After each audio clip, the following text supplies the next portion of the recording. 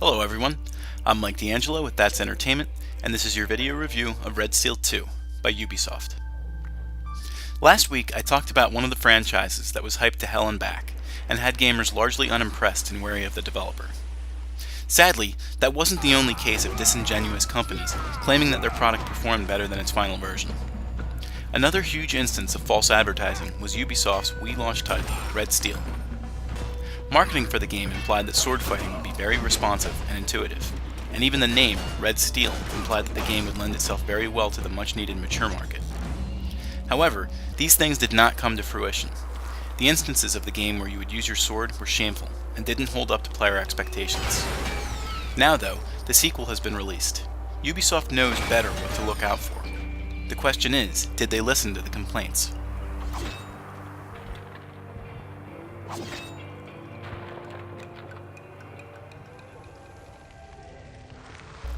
Ubisoft's sophomore Red Steel title has a meager story with an arcade feel. The intro begins with your character, a nameless hero, being dragged through the desert on the back of a reckless thug's motorcycle. You narrowly manage to get away, with only superficial injuries, before realizing that you are not the only one who is suffering these brigands, called the Jackals. In the nearby town, you rescue Gian, your former sensei, who saw you banished on account of your dishonor. However, with all the other members of your clan dead, you are all he has left to depend on. Gian takes you under his wing and teaches you new techniques to use against the Jackals. Along the way, you rekindle your alliances with some old friends who never thought they would see you again, and you go all out for vengeance against the thugs who nearly killed you. You also learn that there may be a reason that you yet live. I never thought we'd see you again. Not The big question is, does Red Steel 2 deliver where the first one did not? I'm happy to say that it does, for the most part. Sword fighting is much more intuitive this time around, responding to not only the way that you hold the Wii remote, but also how wide the arc of your swing is. The calculations and the controls have been tightened up thanks to the advent of the Wii Motion Plus attachment. While Ubisoft focused on the swordplay in the game, they let the use of the guns slide a little bit off the radar. It isn't necessarily that the gun mechanics don't work as well, it's just that you most likely won't be using them as much. However, some quick thinking and experimentation will leave you with an excellent combination of melee and ranged attacks that the player will thoroughly enjoy. The general gist of the game revolves around the arcade-style combat. You take missions in bite-sized chunks, and between battles, your health returns to full, leaving you ready to start the next fight at full strength. Other cool additions to the game include using money earned from killing enemies and smashing environmental objects to upgrade your weapons and skills. There is also a minuscule safe-cracking minigame that is handled fairly well.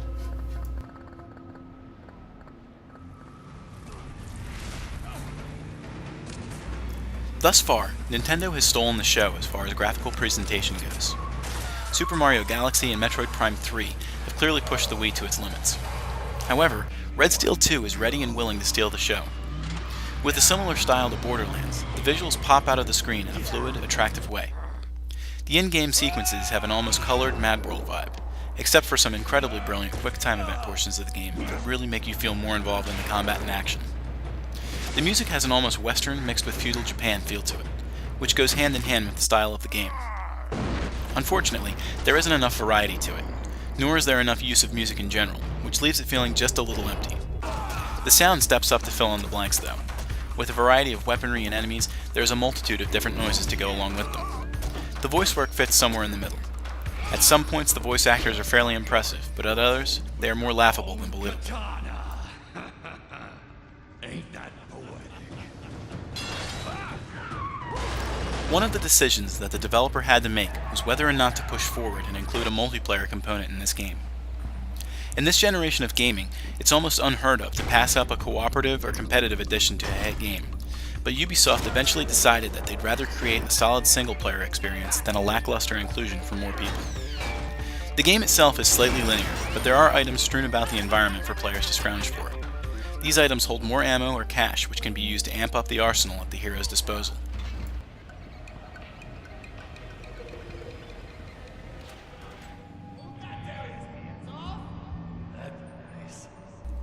Red Steel 2 is everything that the first game should have been, and more. It's actually quite a pleasant surprise to see the franchise mature as much as it has this quickly.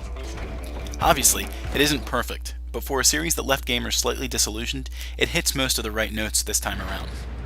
The next important question that faces Red Steel 2 is, will gamers be willing to forgive the prior installment enough to give this one a chance? That's Entertainment awards Red Steel 2 a score of 8.5 out of 10.